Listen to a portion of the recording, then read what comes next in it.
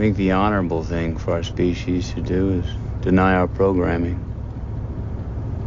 Stop reproducing. Walk hand in hand into extinction. One last midnight, brothers and sisters opting out of a raw deal.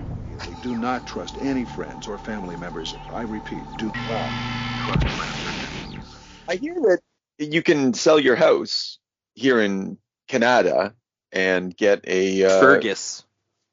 Sure, that in Ontario, yeah. Fergus, Ontario, apparently. Yeah, and then what can you do with it? What kind of money you making?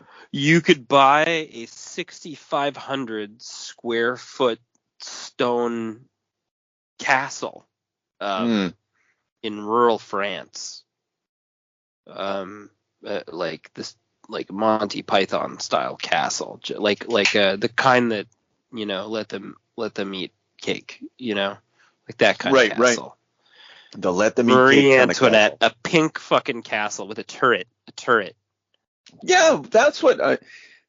Yeah. Go ahead. Well, I was just gonna say, I that's a big deal. Yeah, I mean, it was probably a shitty castle. It was not. Actually, if anyone's listening to this, which is rare probably, but it's Googleable. Google sold my house in Fergus, Ontario to go to France or something to that effect. Google house Fergus, Ontario, France. How much money did they make? I don't know. They didn't say, but there are pictures of the castle. And I can tell you what a house in Fergus, Ontario looks like. Yeah, I think that those people, I'm going to call bullshit on that until they tell me how much money that they made off their house and how much they spent on the castle, because there's got to be like other equity involved. There's got to be a bunch of other things. Like, I'm not. Do you think you're being catfished here by this article? I think so. I think they're trying to get me to sell my home and move to France. I think this is part of like a France cultural clickbait. Yeah. No, I'm talking about like mind control. This is a plot. I didn't want to say it earlier, but it's pretty clear to me now. You often turn on the French. Yeah, it's true. You accuse them of all different sorts of, dictatorship behavior and. Oh yeah, they're malefactors, man. And not like I'm talking about the French, right? Like, yeah. They're trying to, of course. They're trying to get you, but you don't have to buy. Go ahead. I was just gonna say, there's only one way to stop a superpower like that. Oh, what do you mean? We need to put on our tights and give them hell. You think? Right. Fucking right. Extinction Agenda with James and James. Today we're talking about the Dork Knight Strokes Again. From what do we got? So this one's a funny one. Obviously, it's Frank Miller with Lynn Varley.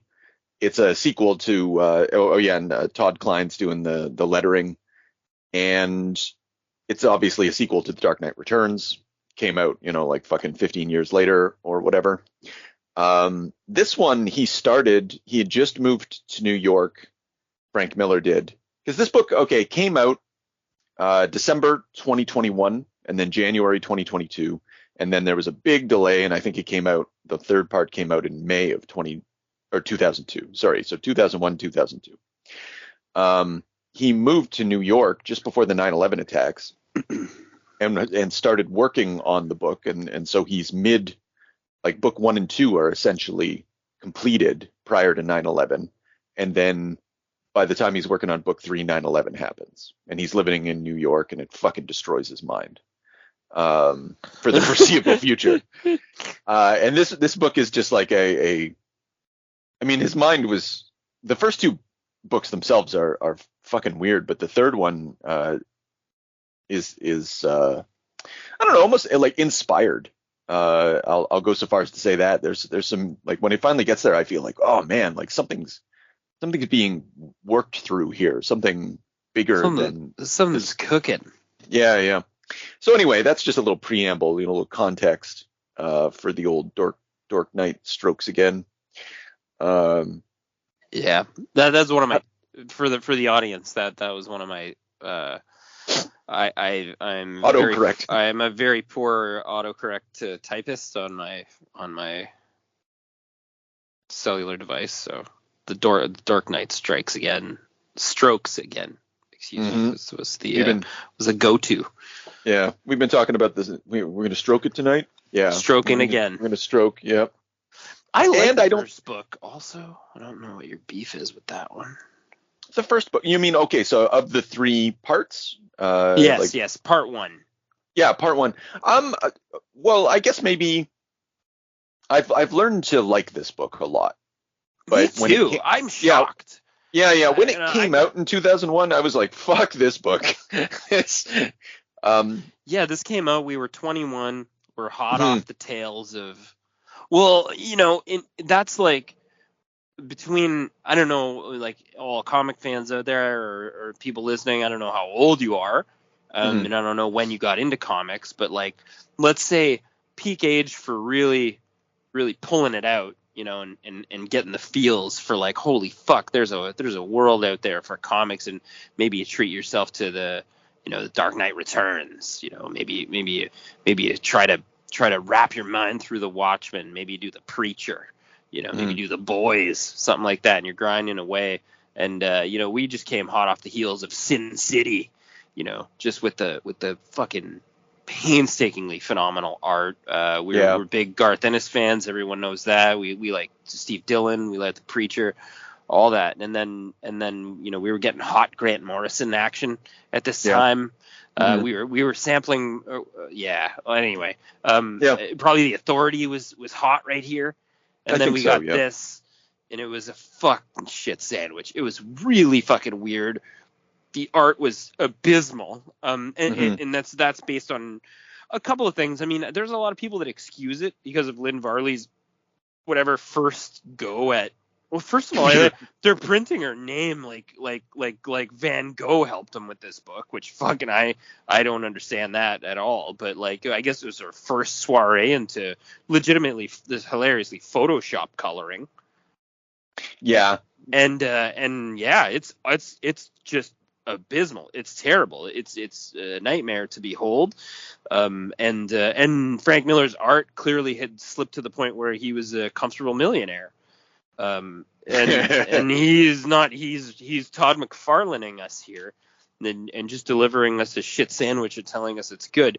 But now that I'm older, I'm not going to excuse any of this. This is still terrible. It's poorly illustrated. It's a joke. It's not professional by any standards, and the coloring's in the same vein.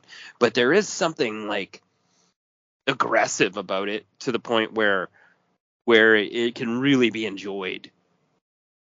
I don't know if that makes sense. I've grown fond of this version of Frank Miller's art, and even the coloring, although amateurish, shows like. I mean, there's some good lighting effects. There's some stuff here that works. There's some glimpses of like this. It's like a. I don't know. It's like a sort of like a future nightmare, like a. Yeah, like that's probably a good way of thinking about it. It is attempting to I don't know, color or illustrate the neon future, but then you get this page, and I think maybe so. Contrast. I don't know if you have the book in front of you, but we've got I do. We've got Ray Palmer. He's micro. He's fighting some sort of amoeba or whatever, and we don't really know the deal yet. Yeah, it's a fish. Yeah, and he and there's that red beam of light. Like this is all colored very well. I don't have any complaints.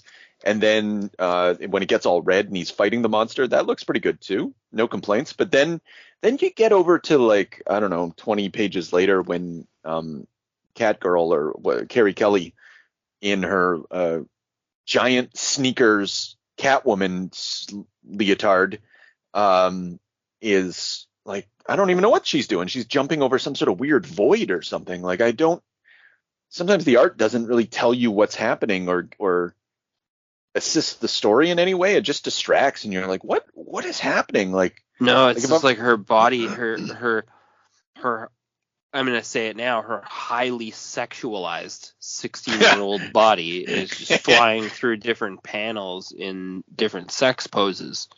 Right. Which is a very odd choice for the time also. This isn't like Led Zeppelin's not here. You can't sexualize teenagers. It's not okay anymore. I don't know what made Frank have that choice. It's fairly aggressive throughout. Well, this is okay. Calm down, Mr. High Horse. This is the era of Gen 13. Like, what do you like? Yeah, I guess. Yeah. I just mean like there's adults in it that he could have like turned to, which he did. Yes. Yeah. There's no shortage of. And it's satirical. Pervy. It's a jokey, pervy thing. Yeah, and it's par for the course for the creator of Sin City. I mean, I like to see. RoboCop 2. What's her code name? Why the fuck can't I think of it? I just know her name is Carrie Kelly. I didn't even know her name was Carrie. I think she calls her. Does she give Cat a name Baby? at some point? Cat Baby. I don't know. I'll just call her Cat Girl from now on. Until I see it on the page. But there's a scene where she like kicks some dude straight in the head, like in the same pose that Marv would. Like I see a lot of the same sort of Sin City action baked into all of this. Like, oh yeah, definitely. I'm with you there. Sorry, I'm looking for a name. I'm not coming up with it. Yeah, and I'd go on the internet, but I've got the Absolute Edition, like I showed you, and it's giant, and it's taking up my entire desk, so I can't open up the old laptop. Yeah, that's a lifestyle choice. That book, that's crazy. That's a really fun item to have, especially with the way this art is. And I really took a shot at the art there. Mm-hmm. I think at the time I didn't appreciate it, and I think that a lot of it's deliberate, and I think that Frank leaned on her coloring a lot, and I think they were going for an aesthetic. No, I know they were. They were going for an aesthetic that no one's ever seen, and they achieved that. That's achieved. They did do that, yeah. For better or for worse, and it's not going to be for everybody. And it's just, I think coming off the heels of what would be like, I think Sin City and Dark Knight Returns are, I don't have to think, I know they're considered in comic book medium to be like holy grail-ish. It's the best of the best that's available to view and to read, and to have that creator come into this with this much like fucking moxie and deliver to you what would be down on the bottom 100 list of anybody's toilet bowl books. It was jarring. That's all. Yeah. I think one of the changes. So he's got the special thanks section too. Special thanks too, and he's like he cites Kyle Baker, William. I don't know who William Katz is. James Kacholka, Tony Millionaire, Jeff Smith, Paul Pope, Bill Sienkiewicz, and Paul what Pope. do these people all have in common? Like they're cartoonists. In a lot of ways, you know, they're humorists, they're cartoonists, and like one thing that Miller was saying at this time is he's like, I'm listening to the kids, I'm trying to do something like what the kids are up to, like a certain and there is and was always a tradition of cartooning, like zany cartooning in comics, and I think what this comic does is take the Dark Knight Returns, which is, you know, like grim, dark, meat hook future, and turns it into a cartoon. And and to your point, like at the time, like we didn't want that. I'm not sure I want it now, but I appreciate it now. I'm like, okay, like 20 years on, I'm like, this is a thing. Like this is epic. It was. Yeah. It's a very big scale. It feels big. The art feels big. The script actually is big to me now. Yeah. It's a ride in our capitalist dystopian future, as genetically modified nano-infested slave monkeys. With the holographic presidents. Yeah, with a president that everyone accepts, even though he's fake. Hilarious dictator. Who'd have thought that that could ever happen? That they could barely even pixelate, because he's so fucking fake. It's just funny, and it's funnier now, and it's more real now. It almost feels like a sort of a prediction into the future. Which is kind of amazing, really, considering he wrote it in a 9/11 rage. But really just very, very forward thinking about what large corporations and what the American government would look like as just like a shitty puppet show trampling on the backs of poor people. And it's interesting. It's very neat now. Yeah. Speaking to the point of the pixelated president, so that for those who haven't read this and go out and read it right now, or much of what we have to say is going to mean absolutely nothing to you. I think another context to put this in is the which I think we're about to relive in 2024 is the Bush Gore election of 2000 and the sort of attitude towards politics that emerged in the early Bush era. As a result of that controversy. I was really struck by the pixelated president later on when they're just like, voters don't care that he's pixelated, like his performance points are gone way up. And you're just like, that's satire then and fucking reality now. It rings true. You're like, oh no. Yeah. For the record, anyone listening, this is the day in which it was, or the day after it was determined that racist grandpa, by the court in Colorado, had determined that racist grandpa can no longer run in the upcoming election. And so it's going to go up to the Supreme Court, and we're going to have the court basically once again decide on the issue of the presidency itself. And I don't suspect it's going to go well. So, history repeating itself. Oh, yeah. What do you mean they're going to say he can run and then we're going to get racist grandpa? Well, at the very least, they're going to say, I suspect they're going to say he can run, but who knows? I'm sure that the Supreme Court always makes good decisions. We know this. We know this to be true.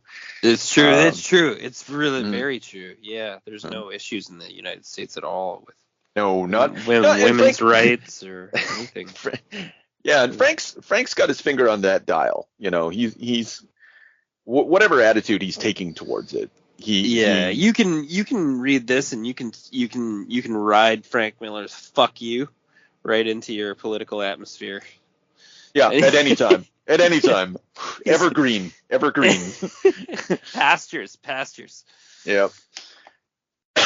Okay, so how does this thing start off? We don't need to do a blow by blow, but I think how a story chooses to begin is helpful.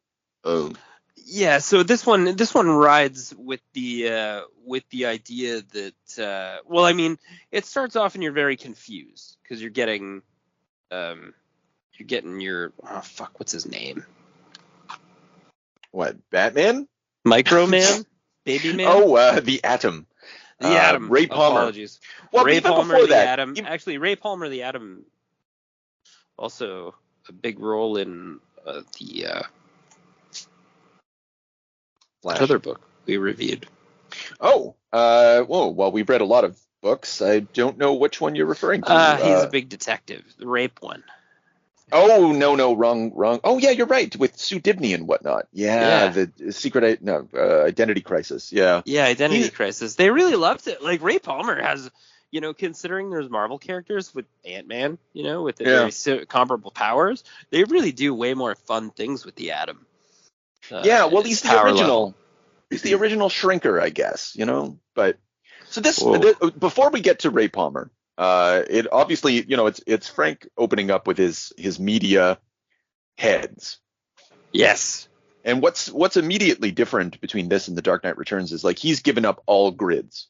Grids are out the fucking door. No, this is an art project. Yeah. Yeah. It's a collage. It's a collage of faces. Some of them we recognize, some of them we don't. Jimmy Olsen's always in the background. He's the crusading journalist throughout all of this. And it's kind of interesting to see Jimmy Olsen interacting in this like hyper mediated sphere, which is like there's multiple sexual identities, there's different religious perspectives, but all of them like cynically presented. To call them religious or gender perspectives is to mistake what you're seeing as authenticity. Everything's flash and no substance and just fucking talking heads.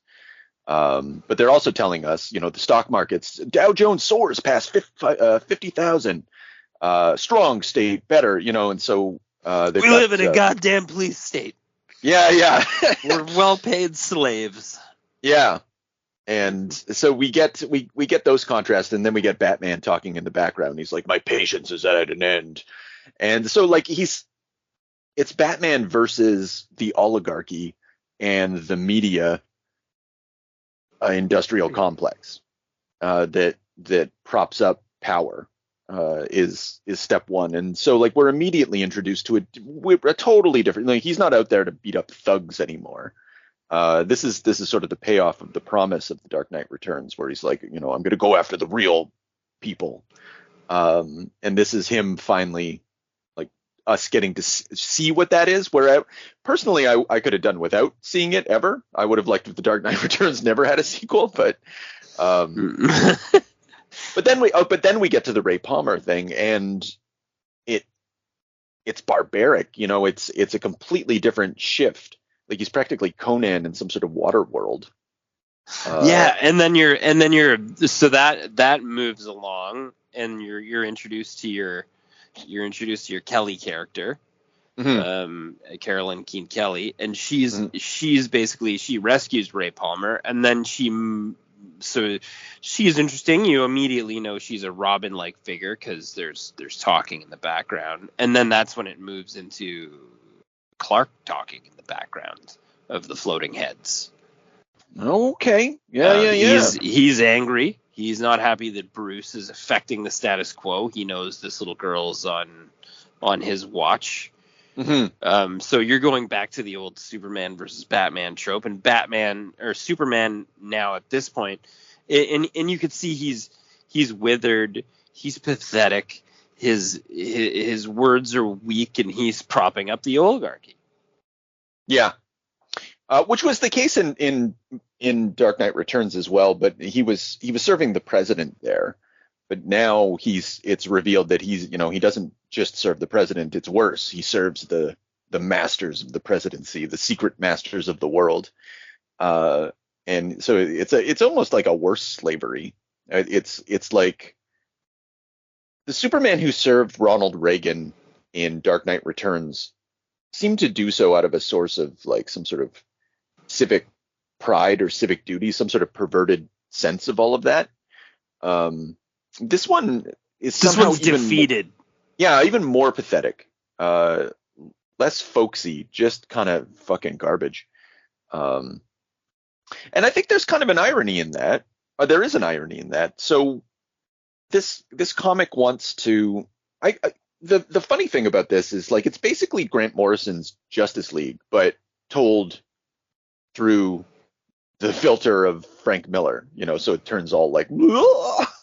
But it's just like remember superheroes, remember the excitement, the raw excitement of the JLA and those bring them back, and put them together in a team and get the gang back together and have them fight crime in that good old way that they used to. It's of the era with Mark Waid and Grant Morrison and everybody else who was doing that revivalist shit, but it doesn't feel like it when you're reading it. Like it's his version of it. It's I've already said that, but it's hard boiled. It's hard boiled. That's right. It's hard boiled real hard. I'm wondering if the fact that he begins with so obviously he begins with Superman, but like the significance of the Atom in this, like why open up with him? I don't really have an answer for that other than like. Oh, I I'm not going to sugarcoat it. I think he had a cool idea, and it was executed. It was executed. Fucking mwah. And I don't think the Atom, outside of being fucking cool throughout this book, really served any narrative purpose. Yeah, that's true. Yeah, but he's the. I agree. And in the interviews, he was like, I was thinking about like how to. It's like it's not that this guy gets smaller; it's that everything else gets bigger. Is the attitude that he took to the design and the ideas, and it really pays off. Like when the Atom's growing or whatever, you're just like, oh, that makes sense. It's somehow he reversed it. It's true. I'm seeing that now too. Yeah, it's very cool, especially to see him to save Kelly. For when they save the Flash, it's gonna blow. Right. How he things don't get like he's not getting bigger. He's big enough to just pull her out of the way. It's just that he has to get to the point where like everything around him grows to where he can enact that, and it's true. The art shows in that way. Yeah. So it's you're right. Okay. So it's a cool idea. It's a classic superhero. It's the guy that shrinks, he's also kind of a B-lister because you're going to build up to the bigger folks later. You're going to get your Flash and what happened to the Martian Manhunter. And so he's safe. The Flash is very cool. Also the rescue. Yeah. And the fact they had him in a giant hamster wheel. That's fucked. And then he immediately puts together that Bruce is behind this. And then you're not dead center, but you're nearing the end of part 1. Yeah. Superman's out in space bitching and moaning and destroying an asteroid, and you're realizing that like the status quo, like basically Superman and this fucking evil alliance, they're in trouble now because they've got the Flash, the Atom, they got Kelly, they got Batman lurking in the background. They got big problems. They got these young Bat guys. You got Kelly asserting her dominance over them. So these guys are under control. Bruce has got them all under control. Everything's going very smooth for Bruce to this point, and then you realize what they're holding over Superman. It makes him it doesn't make him less pathetic, but it makes you understand like how it got to this. Yeah, it's a better explanation than oh shucks, he's from Kansas. Because I was alluding to the irony, but I don't think I finished the thought, is this comic is all about, like bringing back the superheroes as some sort of cultural icons, some sort of images of resistance or goodness, wholesomeness or something like that. And then like the irony is that Superman's the bad guy. He's the most wholesome out of all of them. He's the most, like in the early stories, Morrison played around with this as well. Like in the early stories, like of Superman stories, he would fight like robber barons and bad landlords. Like he was he would do that kind of thing, and this comic kind of and even in the symbol that he like. Sorry, I'm getting ahead of ourselves a lot here, but like he's got the John Byrne era Superman symbol, or the 70s Superman symbol, but after he gets beat up and then he fucks Wonder Woman, suddenly his symbol goes back to the 1930s version, the version of when he was arguably a progressive force in the world, and he becomes that throughout this. It's even though Superman is like sort of tarnished and treated like a bitch throughout all of this, it is redeeming him and purifying him back to that like original propagandistic function, for better or for worse. I think that Frank Miller at this era, he wants to write propaganda. He's explicitly said so. And so like what better to do than superheroes? Like they're perfect for it. That's one of the things that they existed for, is to like rile up young boys for the war effort. Yeah, I did not notice that symbolship change. Yeah, it's a big deal. And we're suddenly Yeah, suddenly he's more like the original. Well, he's like beaten to death by Batman, and then he's basically like baptized back into life through sex. Yeah. Which is fucking very cool. Oh yeah, I see the symbol. That's unreal. Yeah. And there's no other explanation for it other than sex with Wonder Woman. And frankly, that'd make a man right. That'd make any man right. That's right. You just got to go up, get some of that good sun energy. Yeah. So it's and this is another one of those like things where it's like, you know, sex makes comics better. Oh, there you go. Yeah.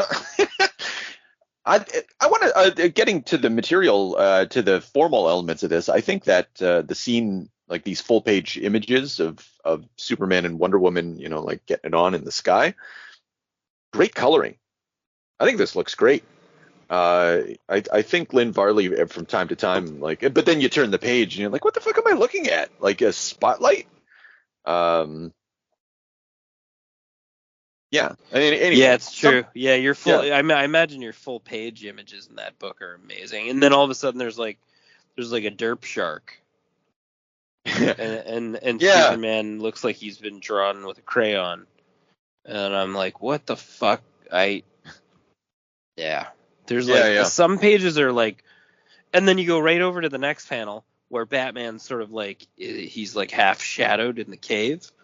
Yeah. And all of a sudden I'm the art's great again. There's pixelated coloring, there's little slick things happening. The faces are all back on par. It's just weird. There's a real catch in consistency where it's like there's magic moments, and then there's stuff that's like, I don't know. And like I'm having a sense that like there's like a lot of dead space, or that the space was left that way specifically for the coloring manipulation, or it feels that way. No, and I've seen the, you know, like the images without color are exactly what I think they're so nice. Even the cartoony goofy ones, like just his pencils by themselves, or pencils and inks by themselves, like they. You'll have to show me that. I looked and I couldn't find them. I actually wanted to see what the pencils looked like. Oh, well, I've got the pencils. I don't have the inks. I got to remind myself where I saw the pencil ink stuff. But maybe I'm making it up in my head. I do have like pencils like at the back. The of the recruitment of Elastic Man also was hilarious. Oh, which we're talking about the pervert one, right? The Ralph Dinby. That's funny. What a way to treat Ralph Dinby, the Back to Identity Crisis, where he's just like thought of as like a really good detective and a good man. In this, he's just a straight up perv. Yeah, he uses his elastic body to pleasure women. It's fine. Mm-hmm. Well, wouldn't we all? Yeah. I would. There he is. He just looks like an absolute. He looks just like he walked out of a Prince video. He's got a little baby martini and a little cigarette. This woman's just attached to his elastic body. Hilarious.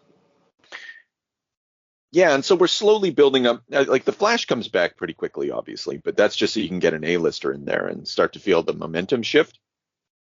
I think it's really telling and speaks to what I'd said about cartooning, the way that it treats Plastic Man, and you know, talks about like he could kill everybody. Like he's the most powerful thing.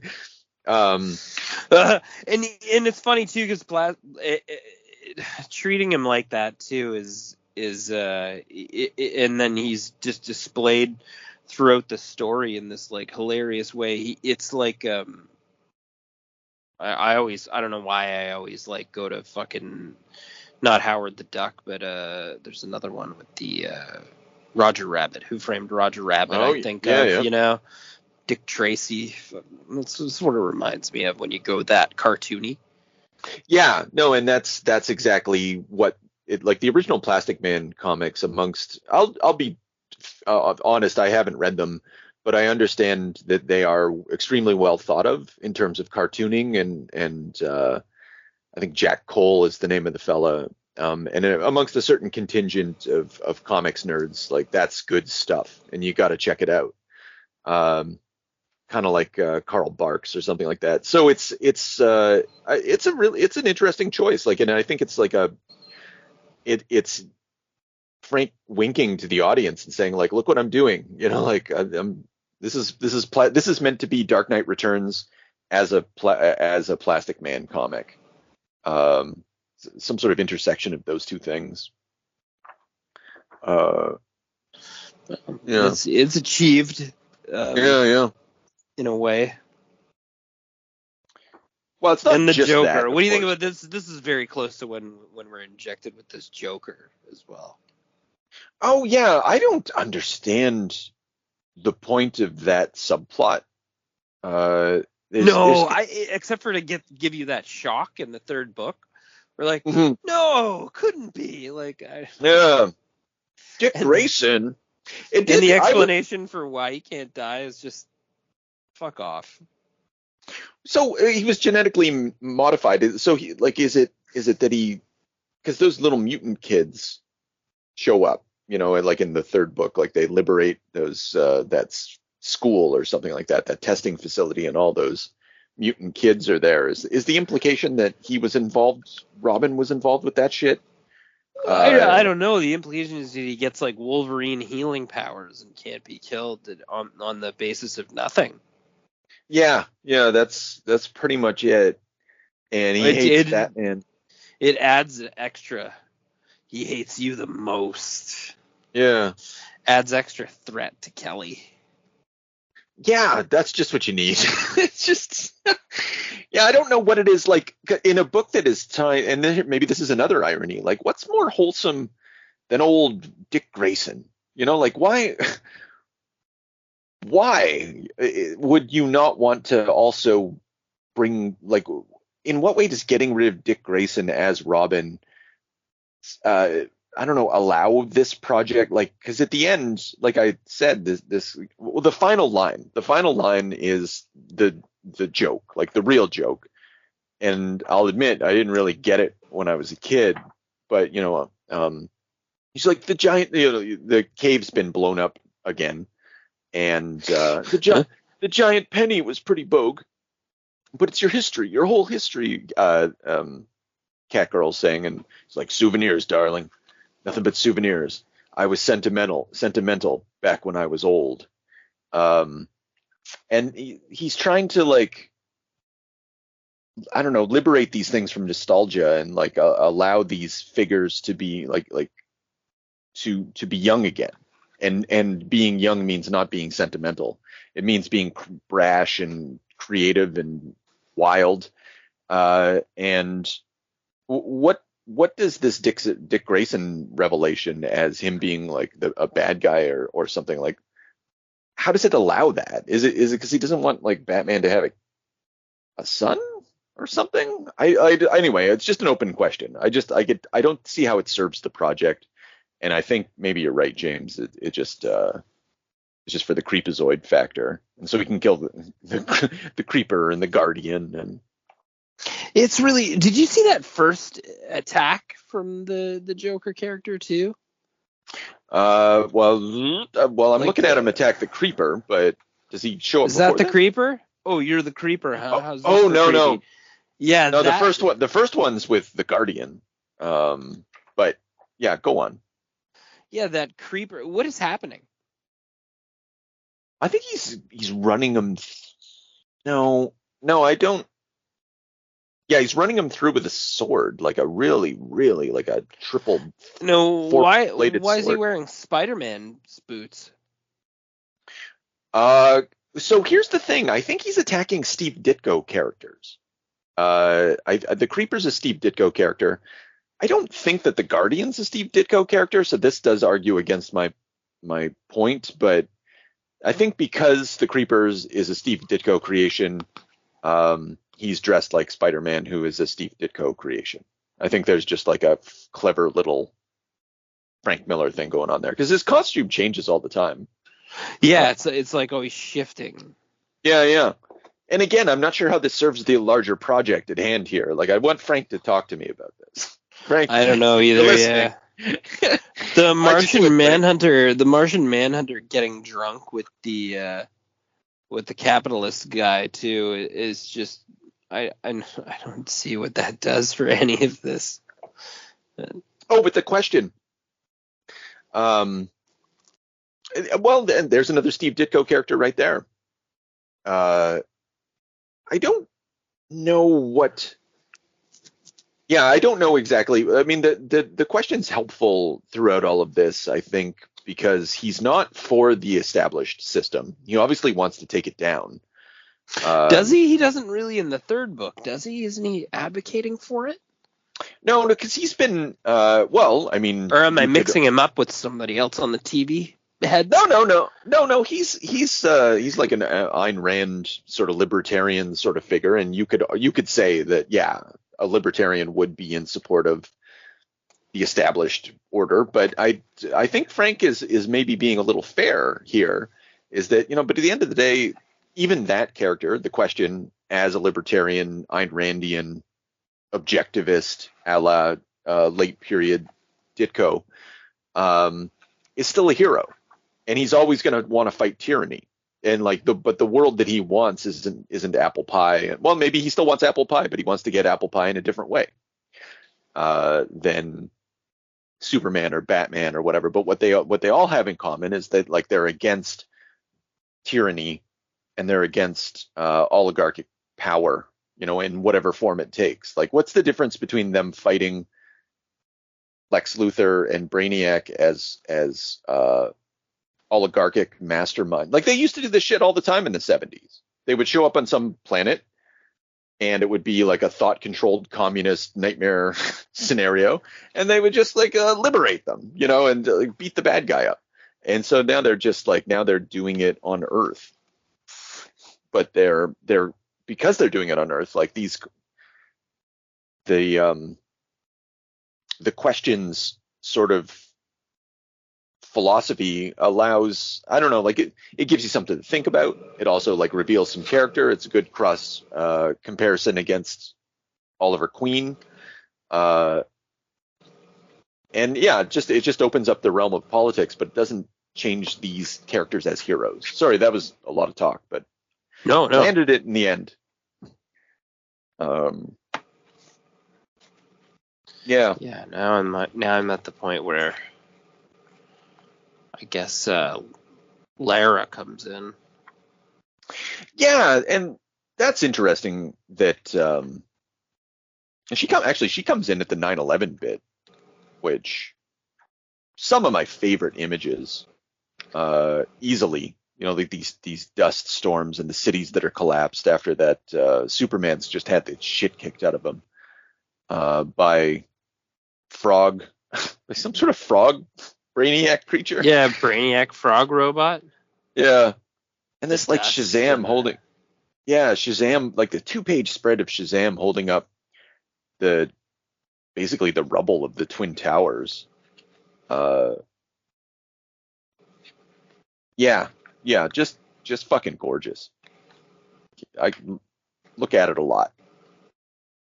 Or that 2-page spread where they're flying away from New York, from Metropolis, but it's basically the skyline of New York post 9/11.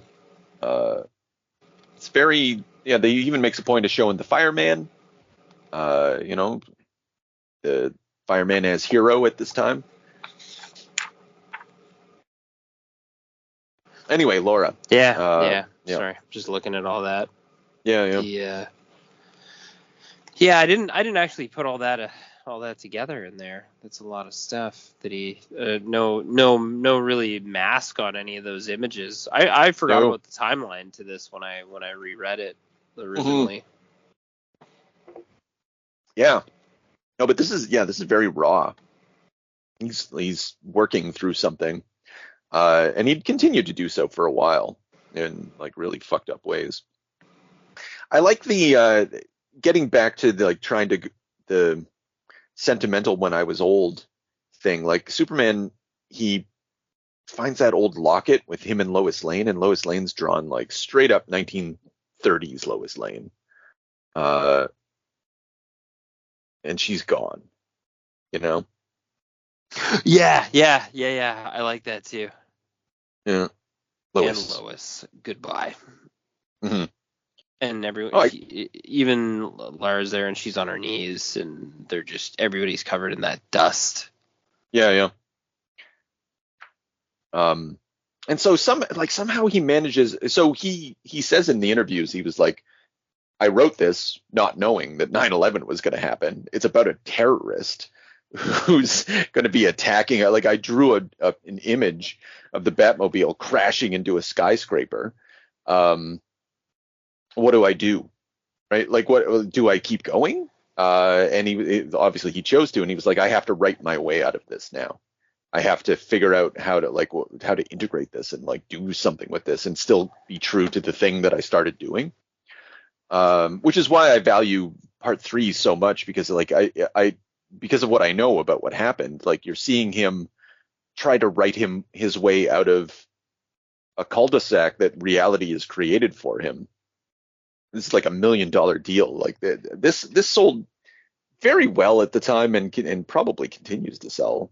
Oh, I would imagine it's like I very much on this reading for the podcast today am feeling like this is a classic. It's a classic moment, and it's kind of a classic book, and I really like, as much as I said negative things about the art, it's an acquired thing, and it's sort of it's a magic moment. It is. And yeah. But then you have fucking images like I think we're consistent in saying that this book is inconsistent, because you will have fucking just incredible. And then you're gonna get the Supergirls. Yeah, or there's that one when Laura first shows up. I was wrong. She fights the frog, and there's like, the world is ours, the power is ours, and she's like, this is when the coloring is just so fucking terrible. She turns all red, and she's like got these beams coming from her eyes, and it's just the shittiest fucking image. But like you said, James, like, it's an acquired taste. Like, once you accept this book for what it is, like the technological level that it's at. Well, I'm not going to say the technological level at all, because obviously Laura Dupuis, I think that's what her name was at the time, on the like things like The Authority, which were just beautifully, immaculately colored with computer coloring in a way that we just kind of hadn't seen much of before. And to have Lynn Varley come in and she's trying to treat it like watercolors, because she's a watercolorist. When she's trying to, she's also trying to do like she's trying to do unique coloring. They're doing textures. They're putting like shines and light sources on bodies, and I mean, I can't imagine the gargantuan effort that her work would have taken on Photoshop in 2001. Fuck me. You would have been sitting there just working and working and working and coming up with awful shit that looks like this. And then just be like, perfect. Yeah, and it was very unique at the time. And now it just looks even worse now, but deliberate. So it's just, there's a charm. Especially if you're willing to just like look past it and be like, what was Frank doing here? What kind of ride am I in for? If you want to go on that ride, it's great. Like the Green Lantern in the start of book 3. Yeah. Where he's like made himself into, he's got like frog husband, frog wife and child, and he rides on a raptor, and he has like a fucking fantasy world that he's made himself live in. Like that's an funny. Alien world, and then he just like dissolves it and goes, better go help Bruce. Like, fuck, what? Well, he lives there though. Like, he doesn't leave them. I don't think it's. No, they just think their dad had to go on a mission or something. Yeah. It's like. Yeah, and she's like, and actually, there's kind of a parallel here. As a side note, one of the things that Morrison did in the Green Lantern run, which like we really got to talk about. I would love to talk about all of that Green Lantern. I fucking love it. I have it all. Yeah. I think we should we should set a date for that one. It would be Space Cop. Yeah, such a pleasure to talk about all of that. But at the end of that one, in season 2, volume 2 or whatever, there is Hal Jordan is like his pleasure planet, like the place that he goes to like just kind of chillax is sort of like a Tolkien-esque Lord of the Rings kind of world, or Game of Thrones kind of, well, not Game of Thrones, but yeah, Lord of the Rings kind of place. He likes to hang out in D&D dungeons, essentially, and this is consistent with that in a strange way. It's excellent. Yeah. What do we think of Batman in all of this? I don't think we haven't talked about Batman at all. He's there. It's not really about Batman, but I find him weird and preachy, and he's just like, I don't know, he's just doing his thing. He's gonna stop everybody, and the minimal pages that he enters into the scene. I really like the Batman versus Lex Luthor at the end. Right, when he's in that like weird cube and Lex Luthor's wearing like dish gloves and sneakers. Yeah. He's wearing Converse and he's in his like boxer he's shorts. really like that yellow bastard coming right out at me. Like, yeah. Like he's all fucking creepy. He's got his all stars on. Yeah, right before that actually too, when Lara submits herself to Brainiac, and he's like, relax, it'll be easier once I get the nanobots in you. Like, fuck off. That is grotesque and weird. Yeah, they can work the pain and pleasure centers. Like, it's just awful. And also that's the throwback. This attack that he sort of launches, where he like wraps her in those things. That's like a Superman 3 move. Oh, like you're right. From the movie. Yeah. That right. Horrifying. I know exactly what you're talking about. Oh man, I do creepy. Not care for it. I do not like to talk about Superman 3, but yep. As a child, it scarred me.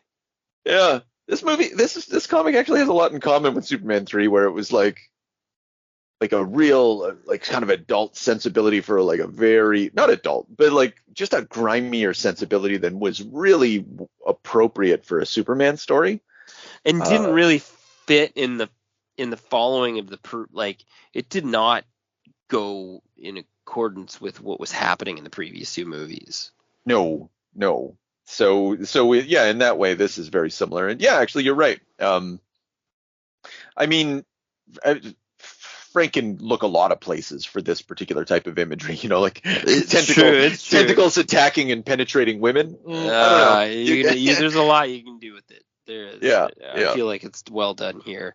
And anyway, this beatdown between Lex and Batman, that's all premeditated by Batman. What were you saying? I'm just here to make sure you get killed. And he's getting all his fucking teeth knocked out. He's getting beaten to a pulp. And it's just I don't know. It's just classic Batman to know that's all premeditated. Yeah, well, another parallel with Grant Morrison's version of the JLA, like the Bat God, and you got some of that in Dark Knight Returns, obviously. Like there's forethought, and he manages to take down Superman in some sort of like temporary fashion. This is on that whole new like ninth dimensional chess level that. Yeah, this is a high level Batman. Like this. Yeah. This Batman's like preordained, man. He ended the fight. He has all his ducks in a row, and then he's still able to pull out a weird Tim Drake shocker moment.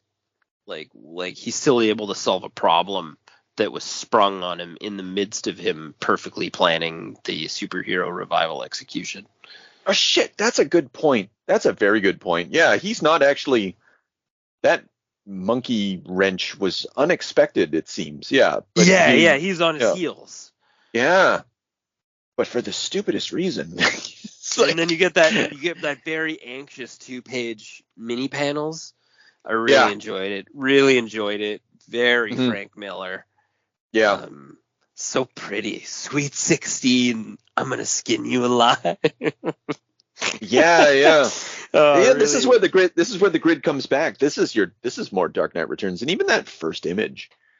I sometimes forget because they put that very first image with the eye in the top left hand corner. They'll put that in the cover of collections of nowadays of Dark Knight Strikes Again, and it is the least Dark Knight Strikes Again image out of the entire book.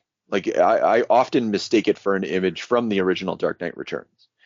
It's true, yeah. Things get bad. Things get very bad very fast. Yeah. 10 minutes out of Metropolis, yeah. And that's it's a dirty trick. It's a dirty magic trick to allow you to have the Bat God. Because imagine this story just ended with him beating Lex Luthor. We have the power. Join our minds, all that stuff that happens with Kandor being released, and then Batman has he doesn't need to be saved. Like basically, he's saved by Superman at the end. There's a balancing of the scales in those last couple images, and it's not exactly earned at all, but you accept it because Frank Miller knows what he's doing. Yeah, I guess that's the point of it. That's it's a cheap magic trick is why he did it. And it serves the narrative only in that way. Well, that's cool.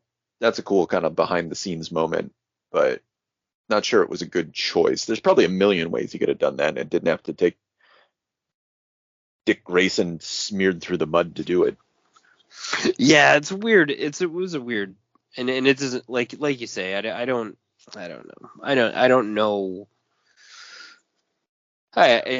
It doesn't feel like it's supposed to be happening, or that it has really anything to do with anything. Yeah, I think a little bit more. When does he show up? Is he only in book 3? Or to the Joker character? I think 2. Yeah. Is he in 2 as well? Okay. All right. Because I was just, yeah, there he is, of course. Yeah, that's when he starts going after the. Yeah. And so, I don't know, he needs to, would we have gotten something more compelling had 9/11 not occurred? Did it just get derailed or something? There had to have been a better way to tie everything together and still have that shit make sense. It makes sense in more than some sort of metaphorical or narrative way. I really like the use of the Marv mini hatchet. Oh yes, right. Yeah, because they're the same fucking character. I've always thought of Marv as a really dumb Batman. A really dumb Dark Knight Returns Batman. I think we even talked about that. But yeah, the old hatchet. Just does him in Marv style. Easy decapitation. Yeah. Oh hell, you caught the head. Just puts his head back on. Yeah.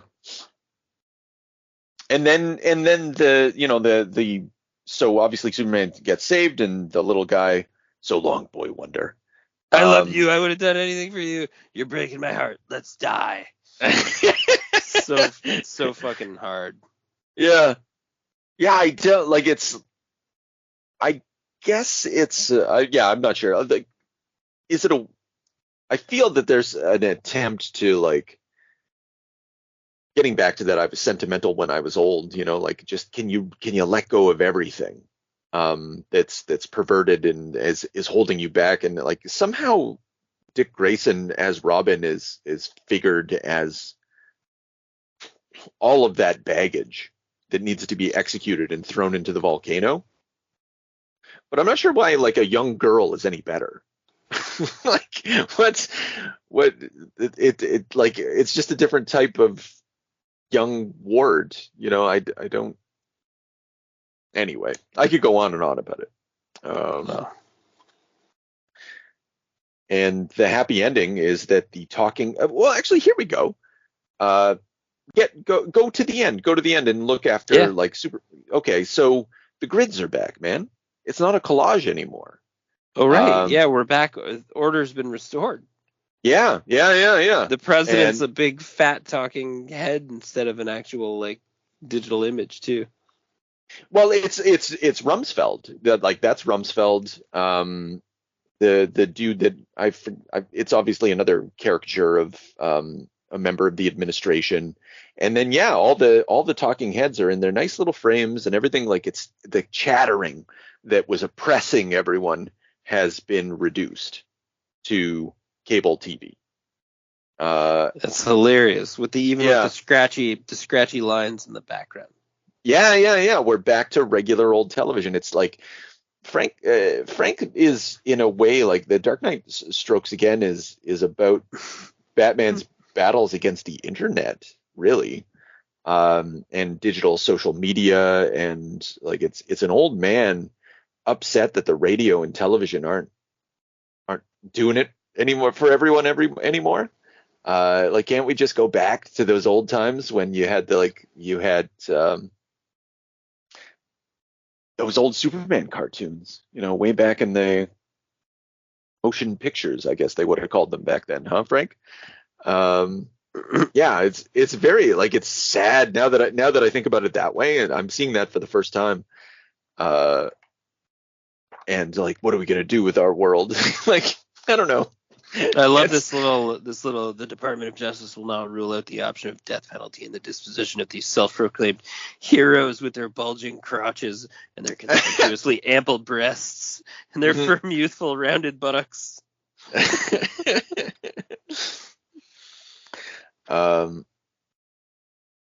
Yeah.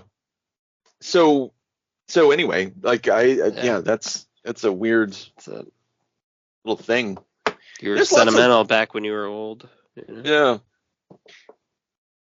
And we I don't know, we haven't gone through absolutely everything about this, but we could spend so much time just like, whoa, how do we think of what he did with Green Lantern? I know we talked about that a bit, but he does some other things afterwards. Oh yeah, I'm not sure that I grasped what was happening there exactly. Yeah.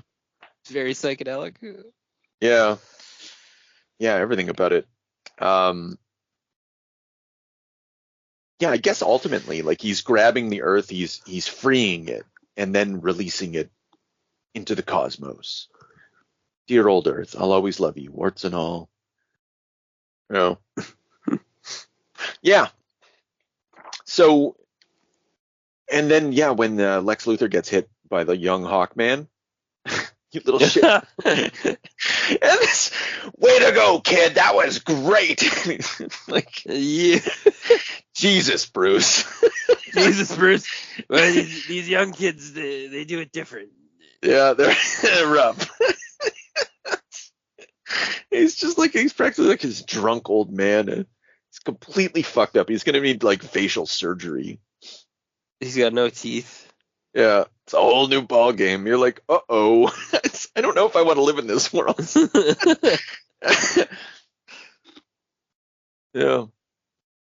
Yeah. So I don't know. Like, I think we've already said this a lot, but like, this is a mixed treasure. It's sadly, you can see the descent that Frank is beginning at this point.